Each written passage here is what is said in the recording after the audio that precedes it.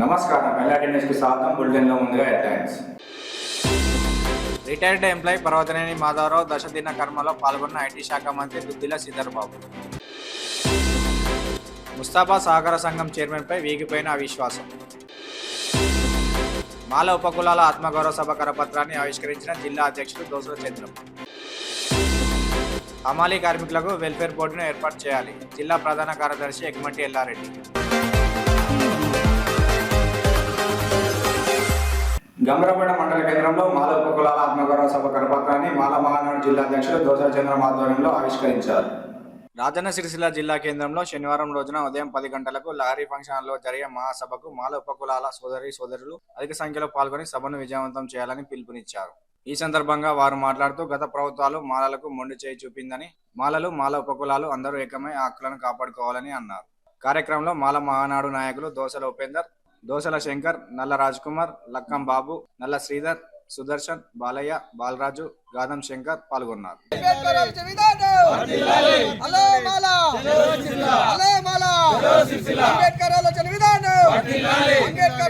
ఈ రోజు గంభీరపేట మండల కేంద్రంలో జై తెలంగాణ మాల మహానాడు ఆధ్వర్యంలో, మండల శాఖ ఆధ్వర్యంలో ఈ కార్యక్రమానికి దోసల ఉపేంద్ర గారు, ఐక్యవేదిక నాయకులు వచ్చినందుకు సంతోషకరమైన విషయం.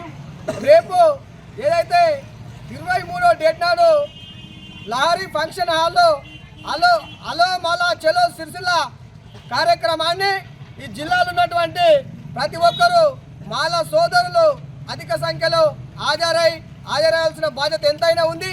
ఈ కార్యక్రమానికి ముఖ్య అతిథిగా వివేక్ వెంకట స్వామి గారు కూడా రావడం జరుగుతుంది. మర్దనపేట ఎమ్మెల్యే నాగరాజు గారు కూడా రావడం జరుగుతుంది. ఈ యొక్క సభను సిరిసిల్ల జిల్లా కేంద్రంలో ఉన్నటువంటి ప్రతి ఒక్కరు మాల సోదరులు మన అంబేద్కర్ విగ్రహం నుండి లహరి ఫంక్షన్ హాల్ వరకు 11 గంటల నుండి ప్రారంభమవుతుంది. 12 గంటలకు లహరి ఫంక్షన్ హాల్లో సిరిసిల్లలో సభ జరుగుతుంది. ఈ కార్యక్రమాన్ని విజయవంతం చేసి మాల ఉప కులాలు కూడా అందరూ వచ్చి విజయవంతం చేయాలని మాల మహానాడు పక్షాన తెలియజేయడం జరుగుతుంది. హలో మాలా చలో సిరిసిల్ల అనే పిలుపు నినాదంతో ఈరోజు గంభీరపేట మండల కేంద్రంలోని మహనీయులు స్థానిక అంబేద్కర్ గారి విగ్రహం వద్ద కరపత్రాన్ని ఈరోజు రిలీజ్ చేయడం జరుగుతూ ఉన్నది. రేపు సిరిసిల్లలో లహరి ఫంక్షన్ హాల్లో జరగబోయే మీటింగు బహిరంగ సభకు గంభీరపేట మండలంలోని ప్రతి ఒక్కరు కూడా దీన్ని అన్యతగా భావించకుండా కలిసి ఉంటేనే ముద్దు ఏబిసిడి వద్దు అనే నినాదంతో మేము ముందుకెళ్తున్నాము. మేము కేవలము ఒక జాతి ఆత్మగౌరవం కోసమే పోరాడుతున్నాం. కాబట్టి మాలల ఆత్మగౌరవ పోరాటాలు వర్ధిల్లాలని తెలియజేస్తూ ఈ యొక్క అవకాశం ఇచ్చిన జిల్లా అధ్యక్షుడు దోసల చంద్రం గారికి, నా యొక్క మండల ప్రజానీకానికి కూడా మేము ధన్యవాదాలు, జై భీమ్ తెలుస్తూ ఈ యొక్క సభను విజయవంతం చేయవలసిందిగా పిలుపునిస్తా ఉన్నాను. జై భీమ్, జై భారత్, జై పూలే, జై మాలా, జై మాలా, హమాలీ కార్మికులకు వెల్ఫేర్ బోర్డును ఏర్పాటు చేయాలని సిపిఎం జిల్లా ప్రధాన కార్యదర్శి ఎగ్మటి ఎల్లారెడ్డి డిమాండ్ చేశారు. కొనరావుపేట మండలం కొండాపూర్ గ్రామంలో హమాలీ కార్మికులతో ఏర్పాటు చేసిన మీడియా సమావేశంలో మాట్లాడుతూ జిల్లాలో హమాలీ కార్మికుల సమస్యలు పరిష్కరించడంలో గత ప్రభుత్వం, ప్రస్తుత కాంగ్రెస్ ప్రభుత్వం విఫలం చెందాయని, గత 10 సంవత్సరాల క్రితం హమాలీ కార్మికులకు తాడుమాములు, లారీల యజమానులు ఇచ్చేవారని, తాడుమాములు ఇవ్వకుండా కార్మికుల పొట్ట కొడుతున్నారని తెలిపారు. పెరిగిన ధరలకు అనుగుణంగా హమాలీ రేట్లు పెంచాలని, లేని పక్షంలో పెద్ద ఎత్తున ఆందోళన కార్యక్రమాలు చేపడతామని హెచ్చరించారు. ఈ సమావేశంలో అంకుష్ నరేష్, రాములు, రాజు, శంకరయ్య తదితరులు పాల్గొన్నారు. కొత్త ప్రభుత్వం వస్తేనన్నా మార్పు అని కొత్త ప్రభుత్వాన్ని గెలిపించుకున్న తర్వాత కూడా ఇప్పుడు 10 నెలలు 11 నెలలు గలుస్తున్న హమాలీ కార్మికుల సమస్యలపై ఇవరకే 2 సార్లు వినతి పత్రాలు ఇచ్చిన ఈ ప్రభుత్వం కూడా హమాలీ కార్మికుల సమస్యలపై మాట్లాడకపోవడం ఈ ప్రభుత్వానికి సిగ్గుసేటు. మేమేం గొంతమ్మ కోరికలు కోరతలేము. హమాలీ కార్మికులకు వెల్ఫేర్ బోర్డు ఏర్పాటు చేస్తే ఈ ఎగుమతి దిగుమతి ద్వారా వచ్చే ప్రభుత్వం సొమ్ము ఏమి ఇమ్మంటలేము.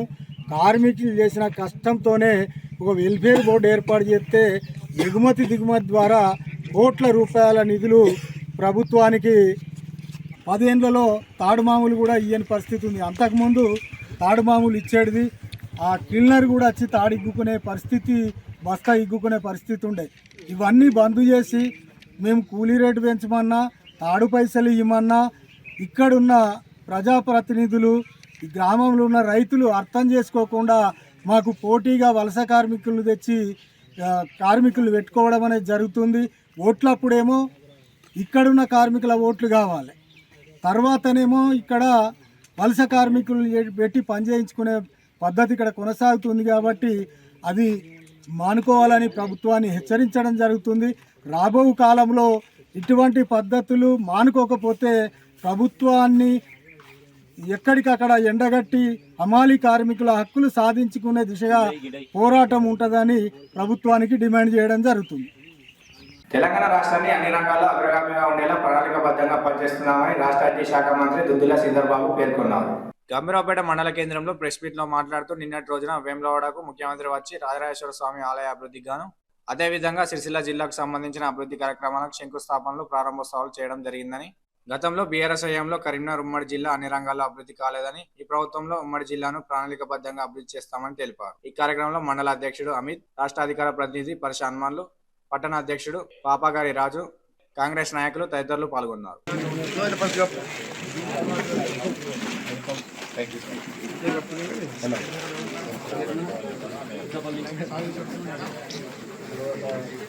దాదాపు 9వ తారీఖు వస్తే ఒక సంవత్సరం పూర్తవుతున్నటువంటి సందర్భంగా అన్నటువంటి అన్ని మాటలను చేయడానికి ప్రయత్నం చేస్తూ ఒకటో అరలో కాకుంటే అది సాంకేతికపరమైనటువంటి ఇబ్బందులే తప్ప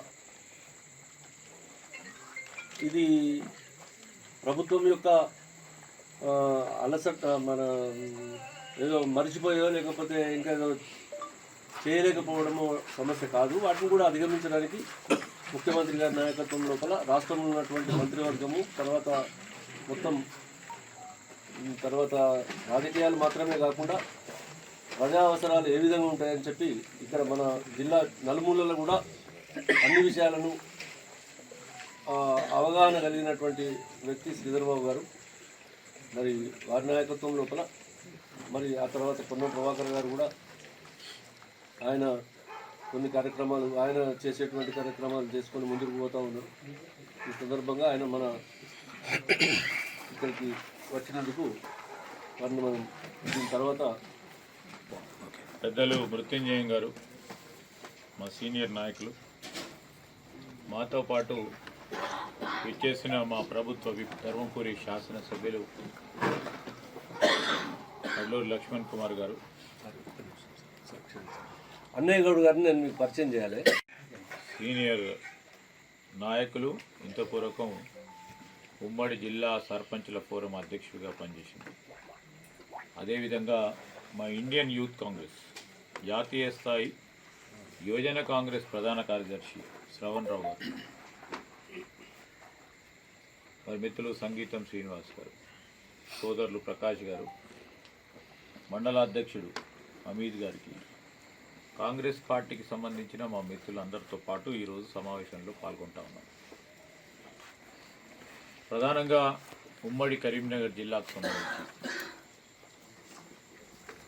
నిన్న గౌరవ ముఖ్యమంత్రి గారు ఈ జిల్లాకు ప్రత్యేకించి సిరిసిల్ల జిల్లా రావటం, రాజరాజేశ్వర స్వామి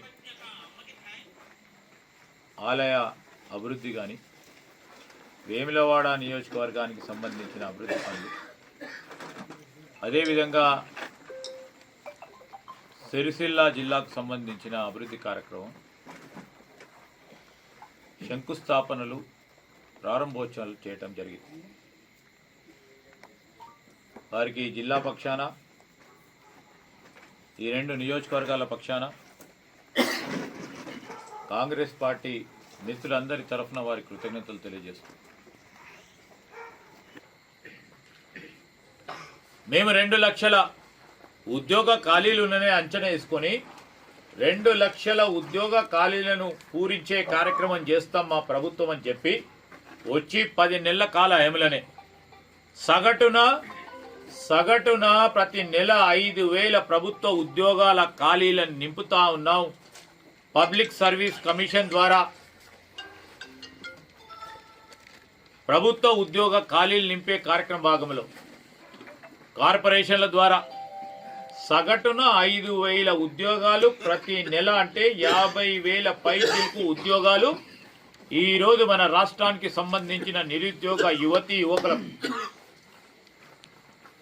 చదువుకున్న పిల్లలకి ఉపాధి కావాలని కోరుతా ఉన్న సందర్భంలో 50,000 మందికి ఉద్యోగాలు ఇస్తూ ఉంటే ఆ ఉద్యోగాల సహకార సంఘాల్లో జరుగుతున్న అవినీతి అక్రమాలు నియామకాల తీరును నిరసిస్తూ ముస్తాబా సహకార సంఘం చైర్మన్ అన్నం రాజేందర్ రెడ్డిపై 9 మంది డైరెక్టర్లు పెట్టిన అవిశ్వాసం వీగిపోయింది. ముస్తాబా సహకార సంఘం చైర్మన్ తీరును నిరసిస్తూ 9 మంది డైరెక్టర్లు గత నెల 29వ తేదీన జిల్లా సహకార సంఘం అధికారి రామకృష్ణకు అవిశ్వాస తీర్మాన పత్రాన్ని అందించారు. దీంతో పట్టణ కేంద్రంలోని సింగిల్ విండో డీసీఓ రామకృష్ణ నేతృత్వంలో ప్రత్యేక పాలకవర్గ సమావేశాన్ని నిర్వహించారు. 9 మంది సభ్యులకు గాను 8 మంది సభ్యులు హాజరై చైర్మన్ రాజేందర్ రెడ్డికి వ్యతిరేకంగా ఓటు వేసినప్పటికీ అవిశ్వాసం నెగ్గడానికి ఒక ఓటు తక్కువ ఉండడంతో అవిశ్వాసం వీగిపోయినట్లు డీసీఓ రామకృష్ణ వెల్లడించారు.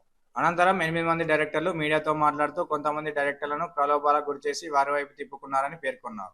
ఈ కార్యక్రమంలో వైస్ చైర్మన్ నిమ్మల రవి, డైరెక్టర్లు కొండం వేణురెడ్డి, గాడిచెల్ల రామచంద్రం, మీడిదొడ్డి దేవయ్య, బద్దిపడికే బాల్ రాజేందర్ రెడ్డి, ఆరుట్ల భాగ్యమ్మ, పెంచర్ల బాలరెడ్డి, యారబ్ భూమయ్య పాల్గొన్నారు. నోటీస్ ఇవ్వడం జరిగింది.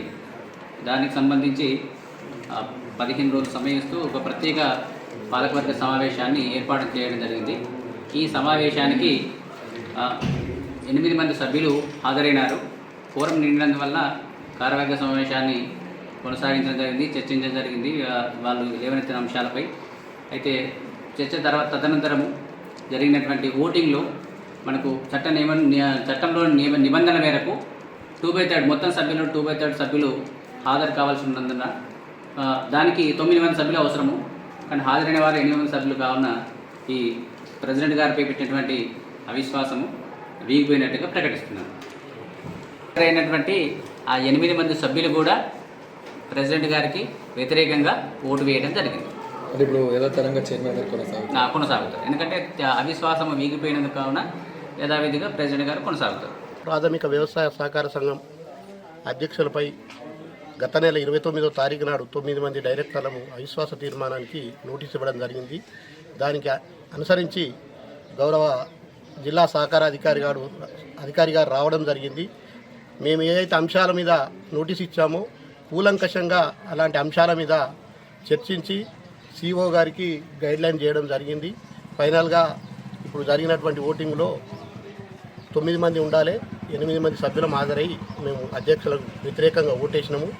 అయితే చట్టంలో ఉన్న నిబంధన మేరకు 9 మంది ఉండాలి. సాంకేతికంగా ఓడిపోయినాం కానీ నైతిక విజయము అంటే 13 మందిలో 8 మంది దిగిపోవాలని అవిశ్వాస తీర్మానాన్ని బలపరిచినాము. నైతిక విజయం మాదే. మేమంతా సమస్త ఆస్తులను కాపాడడానికి ప్రతి రైతుకు విలువ ఇవ్వాలని గౌరవ సిఓ గారి ముంగట కూడా రిజిస్టర్ గారు చదివి వినిపించడం జరిగింది.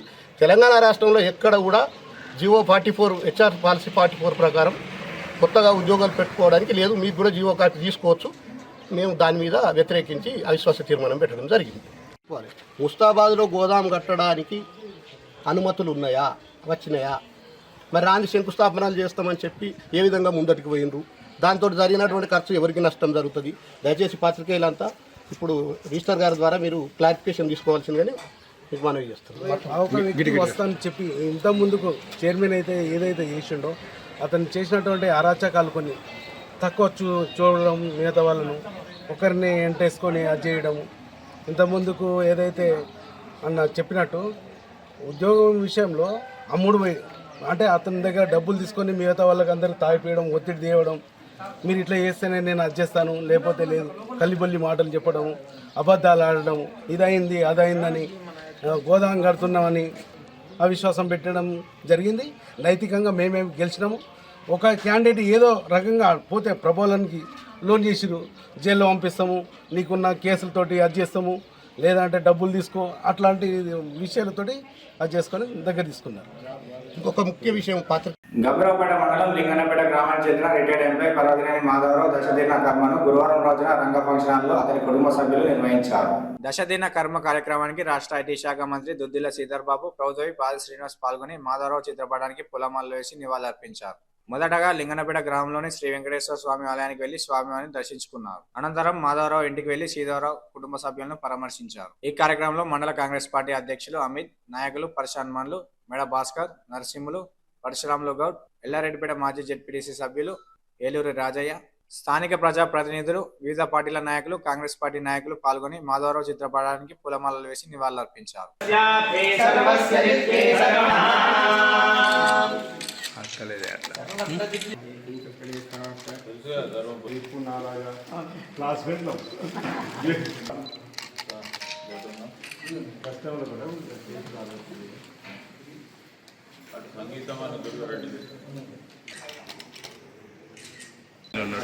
ఓకే.